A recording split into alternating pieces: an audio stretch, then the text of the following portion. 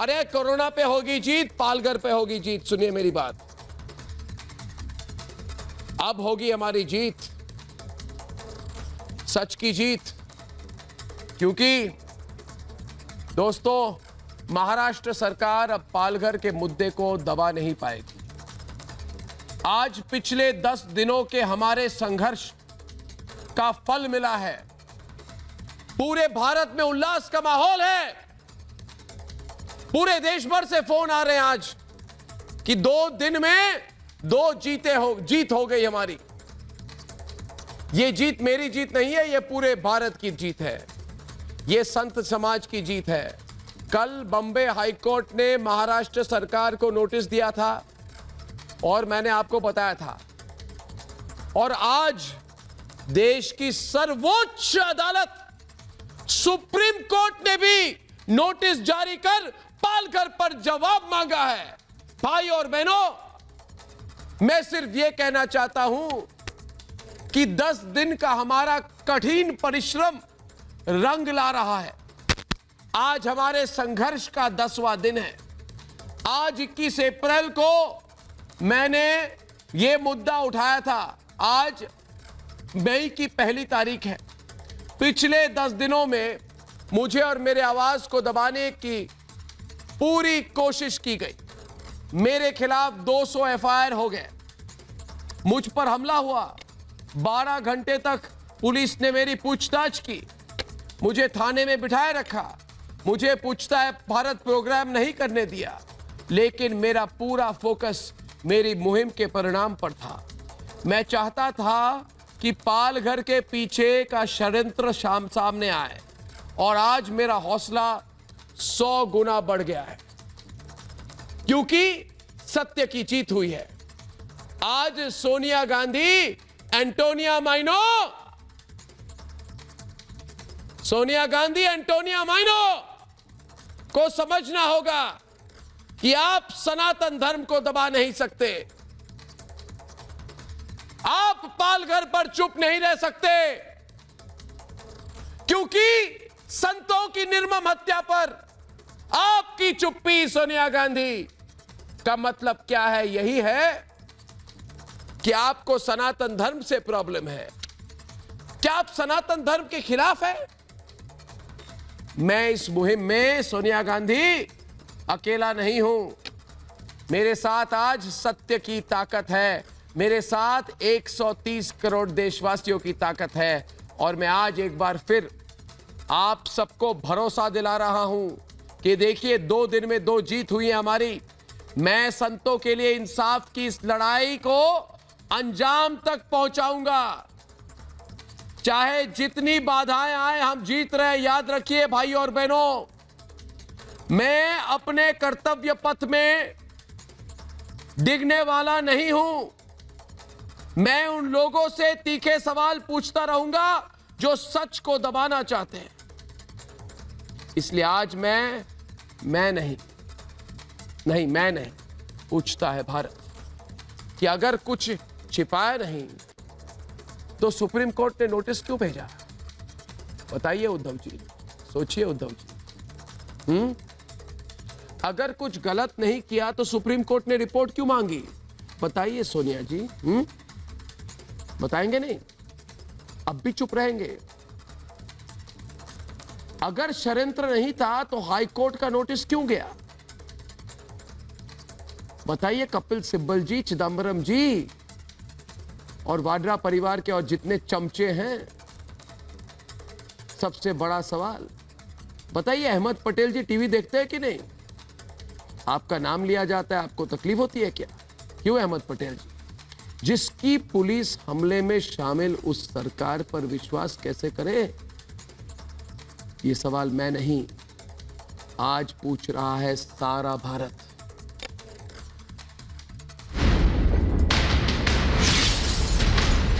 पालघर में इंसानियत को शर्मसार करने वाली इस तस्वीर के पीछे का सच क्या है? साधुओं पर भीड़तंत्र का हमला किसके इशारे पर हुआ? कौन है संत समाज का दुश्मन?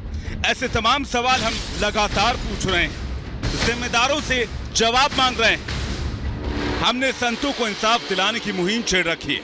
हम किसी भी कीमत पर संतों की आवाज दबने नहीं देंगे। अब सुप्रीम कोर्ट भी उद्धव सरकार से हिंसा की रिपोर्ट मांग रहा है। 16/4/2020 को 2 संत्स को 200 लोगों ने मार दिया था। सबसे बड़ी बात यह है कि ये पुलिस की मौजूदगी में हुआ और लॉकडाउन पीरियड में हुआ। हमने इसलिए सुप्रीम कोर्ट को रिक्वेस्ट किया कि या तो आप ये एसआईटी को इन्वेस्टिगेट करने के लिए बोल दीजिए या फिर ये कोर्ट मॉनिटर्ड इन्वेस्टिगेशन कर दीजिए। सुप्रीम कोर्ट ने अभी के लिए स्टेट ऑफ महाराष्ट्र से जवाब मांगा है और स्टेटस रिपोर्ट फाइल करने के लिए बोला है। पालघर पर रिपब्लिक भारत की मुहिम देश की मुहिम बन गई। पूरा देश संतों के लिए इंसाफ मांग रहा है, लेकिन कुछ लोग पालघर की सच्चाई को दबाने की कोशिश कर रहे हैं। सवालों का सामना करने के बजाय आवाज को दबाने की कोशिश कर रहे हैं, लेकिन सवालों की धार से जिम्मेदार बच नहीं पाएंगे। सुप्रीम कोर्ट ने अब महाराष्ट्र सरकार से पालघर का जवाब मांगा है। हमारा कहना है कोर्ट की निगरानी में जांच हो या सीबीआई को जांच सौंप दी जाए। महाराष्ट्र सरकार और सीआईडी पुलिस में हमें विश्वास नहीं है। पालघर पर हम जो लगातार कह रहे हैं वही सही साबित हो रहा है, लेकिन सच की दीवार को सत्ता के हथियार से तोड़ने की साजिश हो रही। लेकिन रिपब्लिक भारत साफ कर देना चाहता है, पालघर का मुद्दा किसी भी कीमत पर दबेगा नहीं। सवाल यह है कि आखिर जिम्मेदार सच कब बोलेंगे, पूछता है भारत। पूछता है भारत। प्रेम कुमार जी, सोनिया गांधी, एंटोनिया माइनो बोलेंगी कब पालघर पर? अब तो सुप्रीम कोर्ट में मामला आ चुका है। तकलीफ क्या है बताइए, सब लोग देख रहे हैं, पूरे भारत के लोग जानना चाहते हैं इतनी तकलीफ क्यों? आपने बहुत अच्छा काम किया है। एक शब्द नहीं बोल सकती। सुनिए, आप देखिए पहले मेरी बात, आप सुनिए मेरी बात, आप सुनिए मेरी बात। अरे भाई सुनिए मेरी बात। ले जाइए जहां साधु की भूख से मौत हो गई, साधु की भूख से मौत हो गई, पर्देदारी की जा रही है, मामला छिपाया जा रहा है, आप खामोश बैठेंगे? अरे वहां भी जाइए, वहां भी पूछिए कैसी योगी सरकार है, कैसी नरेंद्र मोदी की डबल इंजन सरकार है कि एक साधु भूख से मर रहा है। अरे शर्म आनी चाहिए डबल इंजन सरकार को, और उसकी पर्देदारी के खिलाफ भी आवाज उठाने की जरूरत है। अरे याद कीजिए 2 साधुओं को बुलंदशहर में मार दिया गया। याद कीजिए जब महर्षि सानंद 112 दिन तक अनशन करते हुए गंगा के नाम पर मारे गए, अपनी जान दे दी। नरेंद्र मोदी को चिट्ठियां लिखते रह गए, नई नींद खुली, उसकी भी आवाज उठाइए आप। अर्नब जी, उसकी आवाज क्यों नहीं उठाते? आप याद कीजिए 2011 में 68 दिन तक एक साधु अनशन करता रहा और वो माफी मांगिए, उनकी भी मौत हो गई। प्रेम कुमार जी, इस बेशर्मी के लिए माफी मांगिए। सुनिए मेरी बात, सुन चुका हूं। अब आपने बहुत सवाल पूछ लिए भरे। अरे रुकिए बड़े भाई, सुनिए मेरी बात। सुधांशु त्रिवेदी जवाब देंगे, मगर उससे पहले एक बात कहूंगा। आज मैं बोलूंगा, आप सुनेंगे, ठीक है ना?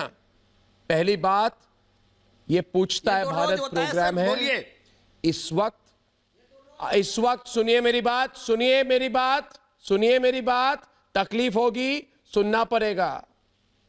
पूरे 20 करोड़ लोगों के सामने आपकी बेशर्मी के बारे में बोलूंगा, आपको सुनना पड़ेगा। 20 करोड़ लोग इस वक्त इस प्रोग्राम को देख रहे हैं प्रेम कुमार जी, उनके सामने आपका मैं पर्दाफाश करूंगा। अरे रुकिए, आपकी भाषा नहीं है ये अरे गलत शब्द मेरे शब्दों के बारे में मत बोलिए। मेरी भाषा साफ ना हो, मेरी नीयत साफ है। सुनिए मेरी बात, आप लोग लिंचिंग पर भी राजनीति कर रहे हैं। मैं पूछता हूं, सुनिए मेरी बात। एक मिनट सुधांशु त्रिवेदी, मुझे डिस्ट्रैक्ट न करें, मैं बोलना चाहता हूं कुछ एक बात। आप चुप रहिए प्रेम शुक्ला जी, प्रेम शुक्ला जी रुक रही। देखिए, पूछता है भारत है, कोई ऐरा गहरा तक वाला नहीं है। मैं पूछता हूं कि बताओ, आपने पालघर की घटना को बुलंदशहर की घटना से क्यों जोड़ा? आपने पालघर के मुद्दे को दबाने के लिए बुलंदशहर का नाम लेकर सस्ती राजनीति शुरू कर दी। अरे चुप रहिए आप। बुलंदशहर की घटना पर तो योगी सरकार ने तुरंत एक्शन लिया, योगी ने बोला, एक्शन भी लिया। आप बताइए कि एंटोनिया माइनो, सोनिया गांधी ने क्या एक्शन ली? आप बताइए, पूछता है भारत, पूछता है भारत, पूछता है भारत, ये भारत है और पूछता है भारत, जवाब दे। अब कुछ नहीं बोलेंगे। महंत सीताराम दास निर्मोही अखाड़े के राष्ट्रीय प्रवक्ता आपको सवाल पूछना चाहते हैं। महंत सीताराम दास जी आइए डिबेट पर, आइए डिबेट पर। महंत जी आइए, बोलिए, सस्ती राजनीति इनकी बंद कराइए।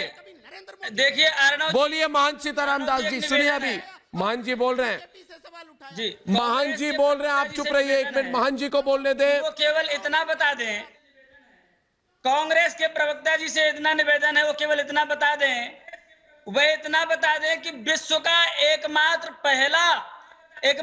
पहला ऐसी समस्या बनी है, ऐसी घटना घटी है जो पुलिस की मौजूदगी में साधुओं के ऊपर हमला हुआ है। उद्धव ठाकरे की पुलिस की मौजूदगी में, सोनिया गांधी समर्थित उद्धव ठाकरे की सरकार की पुलिस वालों की मौजूदगी में ऐसी घटना घटी है। योगी जी की पुलिस के सामने ये घटना नहीं घटी है, उसके बावजूद भी योगी जी ने एक्शन लिया है। आपकी सोनिया गांधी की समर्थित सरकार ने क्या एक्शन लिया? पुलिस वालों के सामने ये घटना घटी, ऐसा विश्व का पहला मामला है। उत्तर दीजिए,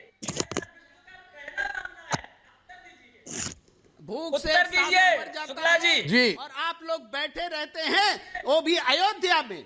अरे शर्म आती है हमें। साधु संतों को क्यों नहीं आती? भूख पेट नहीं मरता है, क्यों नहीं आती साधु संतों को? आपकी वृंद समूह का आपका साथी भूख से मर गया, बीमारी से मर गया, और आप योगी सरकार की वाहवाही कर रहे हैं। ये आपकी भूल है कि साधु भूख से मर गया। कौन कहता है? मान जी बोल रहे, साधु कभी भूख से नहीं मरता, वो भी अयोध्या और धाम जैसी जगह में। वॉल्यूम बढ़ाइए महंत सीताराम दास जी। आपकी भूल है। आप तस्वीर को देखिए किस तरह से। आज हमारे साथ विजय शंकर तिवारी हैं, उनके पेट में बिरयानी नजर। आज हमारे साथ आप सुनिए मेरी बात, बहुत बड़े बड़े इधर स्वामी संत हमारे साथ हैं। हमारे साथ आज स्वामी यतीन्द्रनाथ गिरी जी महाराज खुद है। स्वामी जी प्रणाम, चरण स्पर्श। स्वामी यतीन्द्रानंद गिरी जी महाराज, जूना अखाड़ा, महामंडलेश्वर, हरिद्वार से लाइव है हमारे साथ। धन्यवाद। स्वामी जी, आज सुप्रीम कोर्ट में सुनवाई हुई और सुप्रीम कोर्ट ने आज उद्धव सोनिया सरकार को नोटिस दे दिया। और मैं कहता हूं आज कि ये सोनिया गांधी, एंटोनिया माइनो को क्या लगा था? इनको लगा था कि ये मामूली बात है। जिस पुलिस पर गंभीर आरोप लगे वही पुलिस मामले की छानबीन करेगी। मजाक बना के रखा था इस देश को। इनको क्या लगा था सोनिया गांधी को कि 2-4 दिन में मामले को आप दबा देंगे? मैं आज डंके की चोट पर आज मैं कहता हूं स्वामी जी, डंके की चोट पे मैं आज कहता हूं कि इस मामले को हम दबने नहीं देंगे। सच को सामने आना होगा। और जिस तरह से निरंतर हमारी जीत हो रही है, हाई कोर्ट में जीत हुई, सुप्रीम कोर्ट में एक तरह से जीत हो रही है हमें। मुझे पुलिस स्टेशन लेकर उन्होंने 12 घंटे मेरी पूछताछ की, मुझ पर हमला हुआ मगर कुछ नहीं हुआ। मेरे को पूरे संत समाज ने मुझे वहां पे समर्थन किया, लोगों ने समर्थन किया। और आज देखिए स्वामी यतीन्द्रनाथ गिरी जी महाराज, आज पूरा भारत में एक तरह से क्रांति हो गई है। संत समाज पूरा एकजुट होकर पूछ रहा है, इंसाफ दीजिए, हमारे स्वामी को क्यों मारा? तो ये मुझे लगता है बहुत बड़ी बात है। क्या आपको लगता है कि पालघर की सच्चाई अब जरूर आएगी? स्वामी जी आप बताइए। देखिए अर्णव जी, जो सच होता है उसको किसी भी प्रकार से मिटाया नहीं जा सकता। कितना ही झूठ बोलिए लेकिन सच नहीं मिटेगा। सच यही है कि जिन संतों की वहाँ विभत्स तरीके से हत्या हुई है वो कोई घटना नहीं है, भयंकर षड्यंत्र है और सुनियोजित षड्यंत्र है। जिस प्रकार की वहाँ सारी चीजें आई हैं उसमें वहाँ उद्धव सरकार की पुलिस भी पूरी तरह से सम्मिलित है।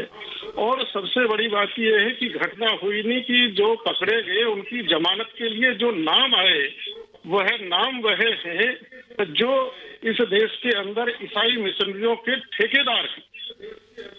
वो इतनी जल्दी कैसे पहुंच गए उनकी जमानत के लिए? तो अभी ये बहुत बड़ा प्रश्न है। मैं ये बात कहना चाहता हूं देखिए, मैं अभी कोई इधर सांप्रदायिक बात नहीं करना चाहता, मगर एक बात और एक कहना चाहता हूं कि आचार्य विक्रमादित्य हमारे साथ है, सुधांशु त्रिवेदी जी, ये सोनिया गांधी क्या है भाई? ये अपने आप को क्या समझती है? सोनिया गांधी को आपको क्या लगा था कि जो हिंदुओं के खिलाफ कोई लिखेंगे वो सेक्युलर है और जो संतों के हित की बात करेंगे वो सांप्रदायिक है? मैं फिर से कहता हूं, आप हिंदुओं के खिलाफ लिखेंगे तो आप धर्मनिरपेक्ष बन गए, आप संतों के हित के बारे में बोलेंगे तो आप सांप्रदायिक है। वो कहते हैं मैं सांप्रदायिक हूं। अरे मैं सांप्रदायिक कैसे हूं? मैं तो संतों के लिए लड़ रहा हूं, मैं सांप्रदायिक कैसे हूं?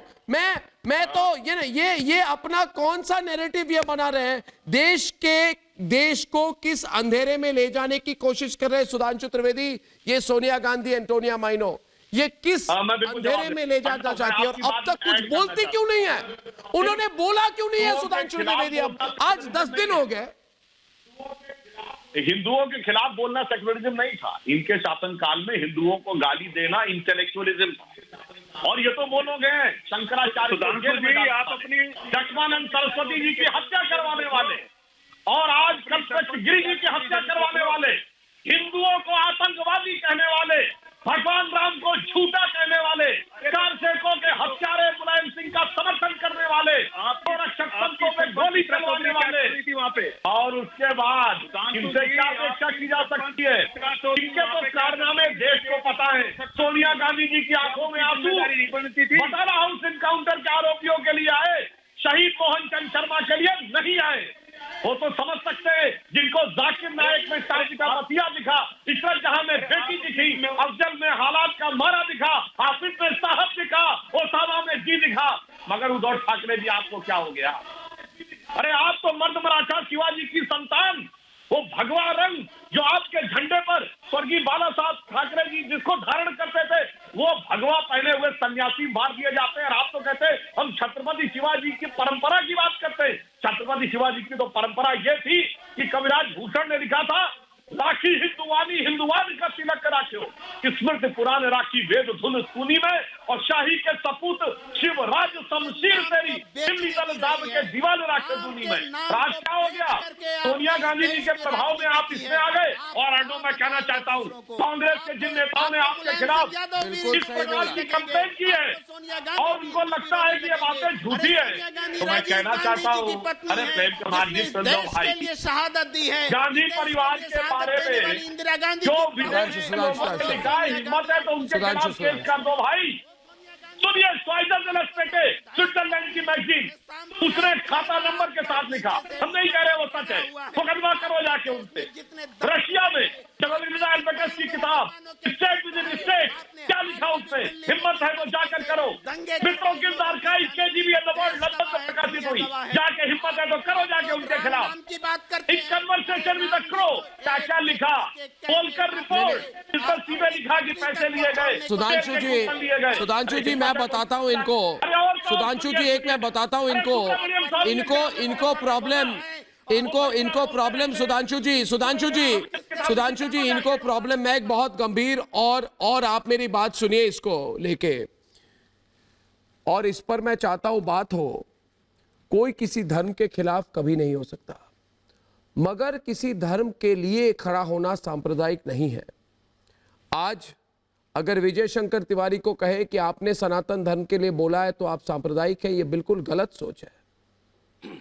आप किसी के खिलाफ नहीं है, मगर आप किसी के लिए खड़े हो जाए तो आप सांप्रदायिक बन जाते हैं। सुनिए मेरी बात गंभीरता से प्रेम शुक्ला जी, कई मामले ऐसे होते हैं ना कि चिल्लम चिल्ली करके कुछ नहीं होगा, क्योंकि प्रेम कुमार जी सवाल दूसरा है और मैं इस सवाल पर जाना चाहता हूं। आज मैंने सोचा था कार्यक्रम के पहले 2-3 सवाल ऐसे करूं कि लोग सोचे इस पर कि विजय शंकर तिवारी जी बताइए, शंकराचार्य और विवेकानंद के त्याग और तपस्या के बारे में हम बात करें तो हम डरे क्यों और दूसरों को डर क्यों लगे?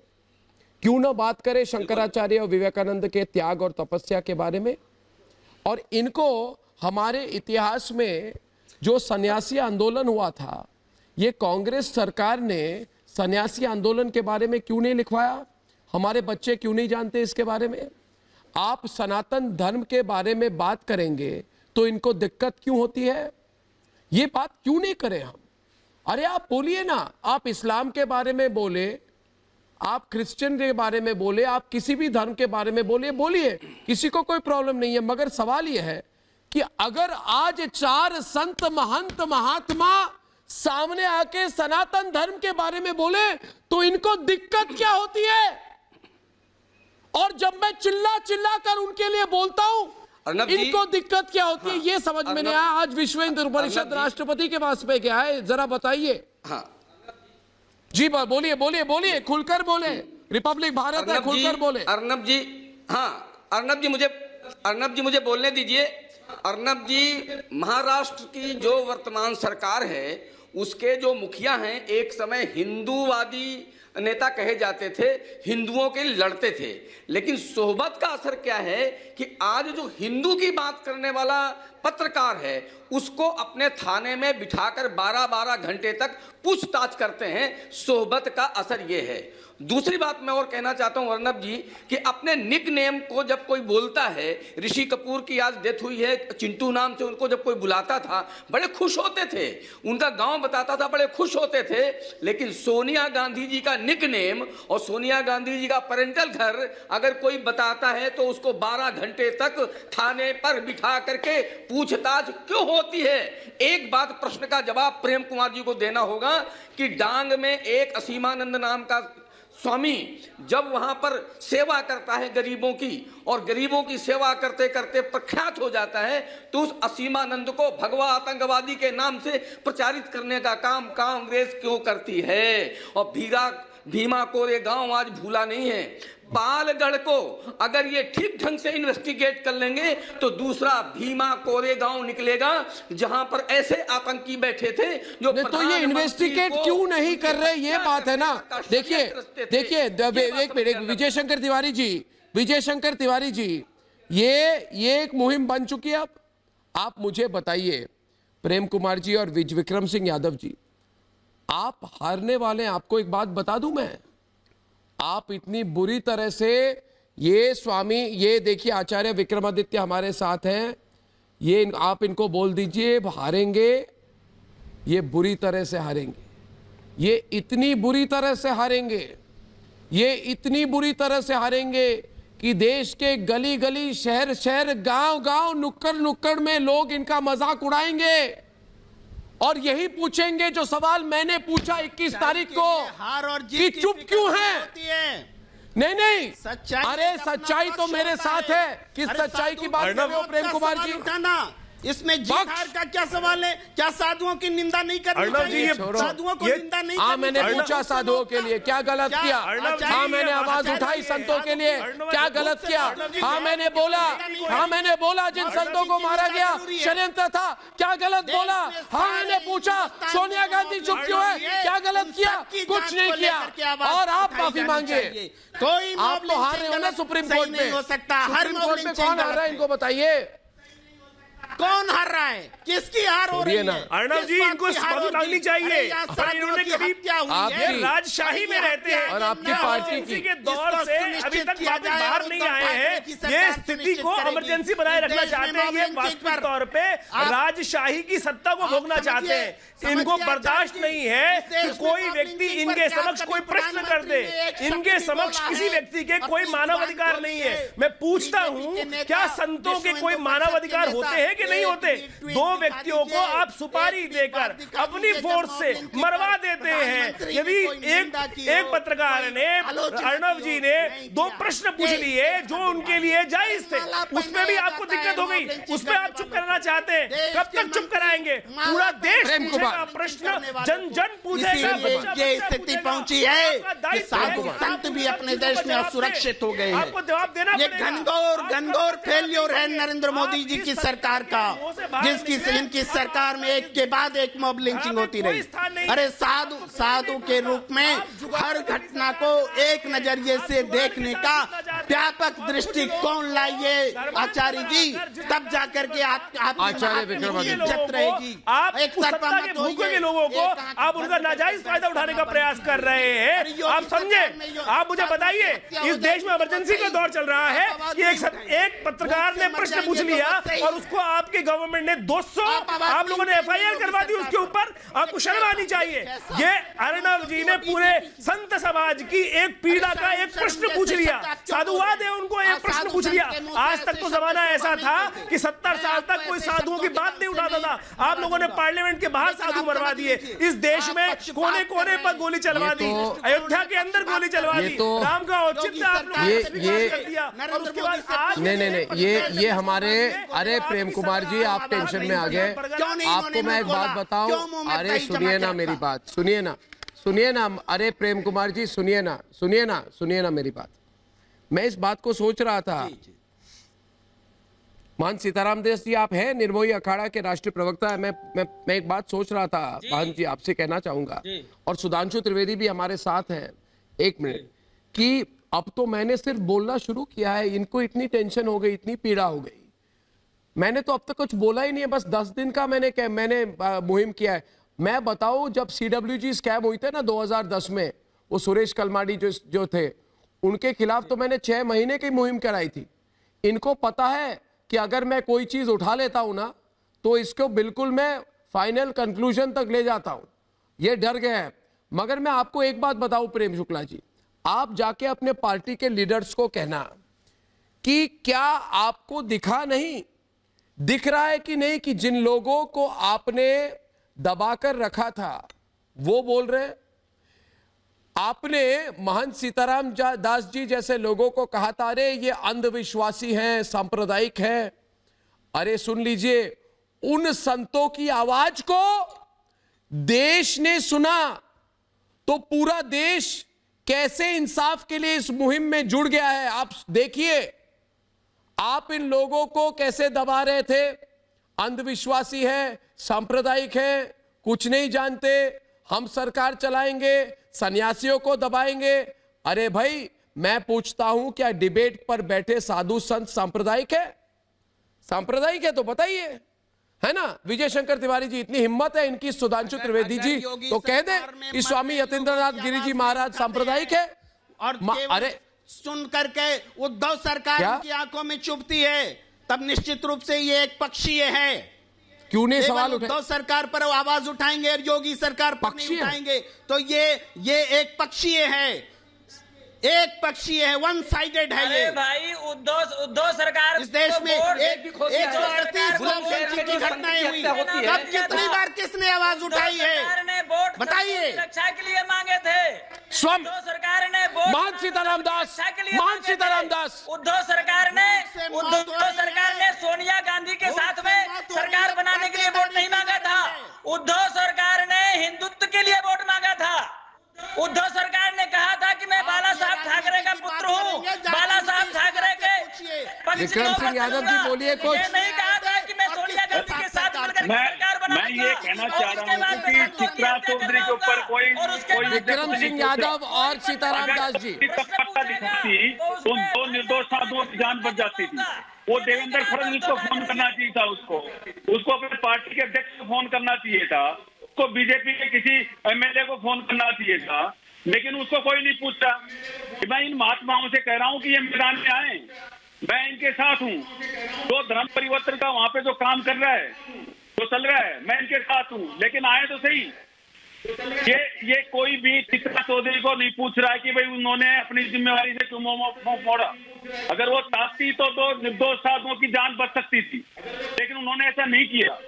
वो ये इस चीज का पता लगाना चाहिए। अरे भैया, वो पूरा प्लानिड मामला था, उनको पता था कि साधु संत महात्मा लौट करके वापस आएंगे।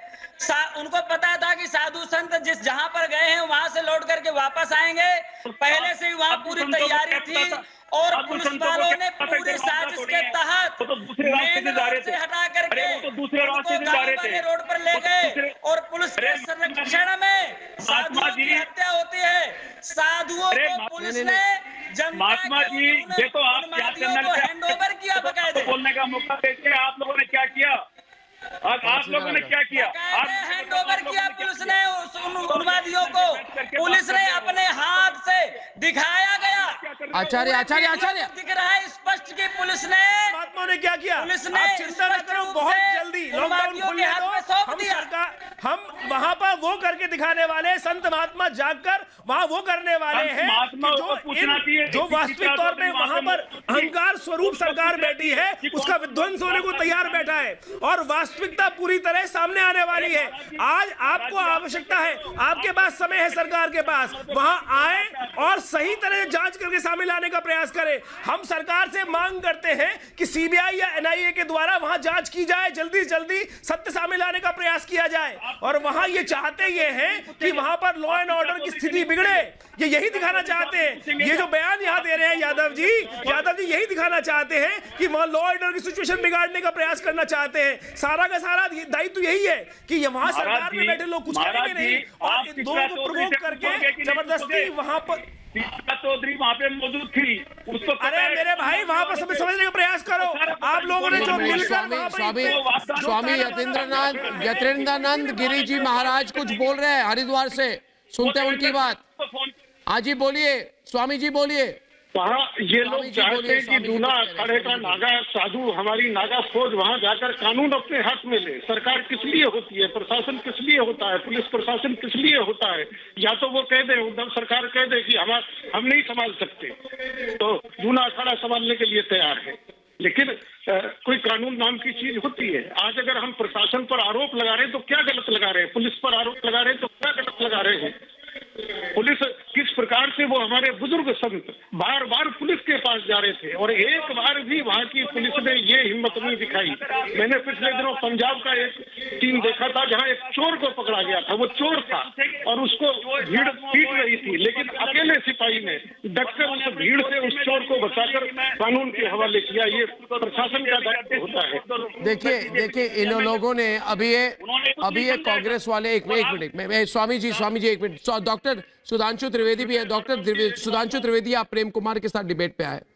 आज जो बात एक मिनट आज क्या बात है, मैंने आज जब डिबेट हो रहा है ना सुधांशु त्रिवेदी की, ये लोग देख रहे हैं डिबेट और ये डरे हुए हैं। मैं बताता हूं क्यों डरे हुए हैं, जरा मैं बताता हूं।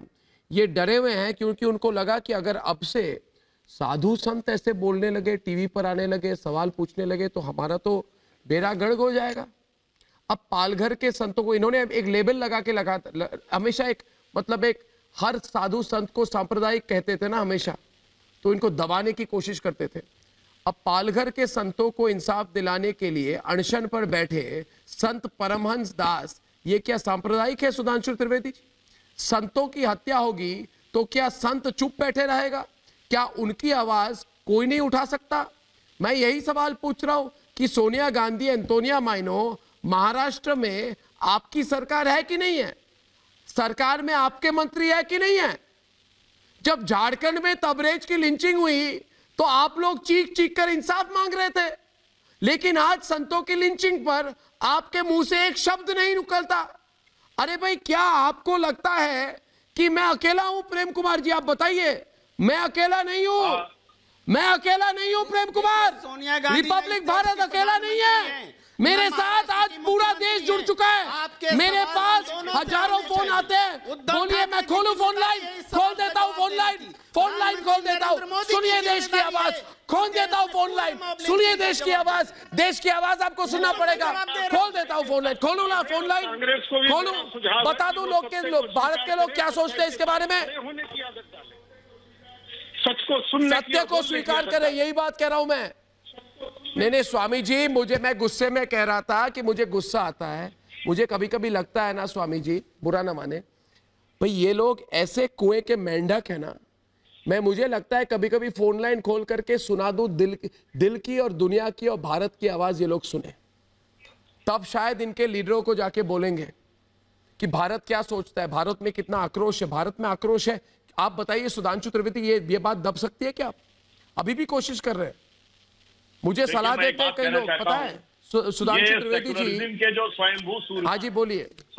ये सेक्युलरिज्म के स्वयंभू सियासी सूरमा, इनका सेक्युलरिज्म तो बड़ा बेहतरीन है। महाराष्ट्र में शिवसेना से गठबंधन है, केरल में के साथ गठबंधन। और उससे पहले आंध्र प्रदेश में ऑल इंडिया मजलिसे इत्तेहादुल मुस्लिमीन के साथ गठबंधन रख चुके हैं। परंतु मैं ये पूछना चाहता हूं प्रेम कुमार जी, यदि यही पालघर वाले साधु आप तो महबूबा न होकर किसी अन्य मजहब के दो साधु होते, किसी अन्य मजहब के दो व्यक्ति होते, उनके धार्मिक व्यक्ति होते, चाहे फादर होते या मौलवी होते, इतनी शांति रहती क्या? ये सेक्युलरिज्म के सूरमा इतना ही शांत रहते क्या?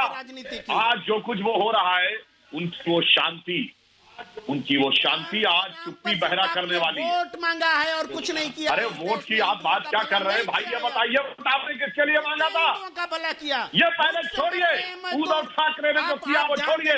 तैयार नहीं। कांग्रेस ने और एनसीपी ने किसके लिए वोट मांगा था? मांगा था एनसीपी ने और कांग्रेस ने की भाजपा शिवसेना खिलाफ लड़ेंगे। क्या क्या नहीं बोला था स्वर्गीय बाला साहब के लिए?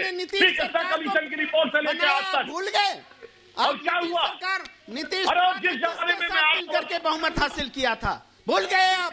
और आपने लालू प्रसाद यादव के साथ करके आए थे, उनको अपने साथ मिला के सरकार मैं देखिए, और उन्होंने अपना गठबंधन नहीं तोड़ा था। हर दिन सरकार गिराते हैं, विधायकों की खरीद फरोख्त करते हैं। मैं एक बात बताना चाहता हूं। देखिए प्रेम कुमार जी, आप हारने वाले हैं और 2-3 चीजें मैं आज प्रोग्राम खत्म करने से पहले अपने दर्शकों को बताना चाहता हूं। एक बात मैं बता दूं, दर्शकों को बता दूं, क्योंकि आप सब मेरे बहुत करीब हैं। मुझे फोन आ रहे हैं कई दिनों से कि मामले को सेटल करते हैं, ज्यादा आगे मत ले जाओ, इतने नाराज क्यों हो भाई?